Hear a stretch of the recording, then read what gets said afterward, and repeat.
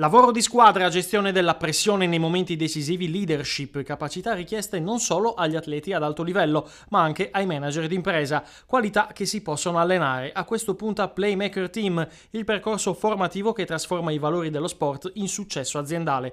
A promuoverlo Confapi Treviso col sostegno della Camera di Commercio Treviso Belluno. L'organizzazione è delle agenzie MAV e Huawei, la collaborazione è della Vigor Conegliano, Serie C nazionali di pallacanestro. Mi piacerebbe che si portassero a casa il significato di successo come participio passato del verbo succedere, cioè il diventare persone di successo nel momento in cui facciamo succedere le cose, e l'entusiasmo che è uno dei fattori determinanti sulla realizzazione di quel tipo di successo. Impegno, sacrificio, fiducia delle persone, capacità delle risorse umane di affrontare le sfide insieme, perché questi sono i veri segreti del successo.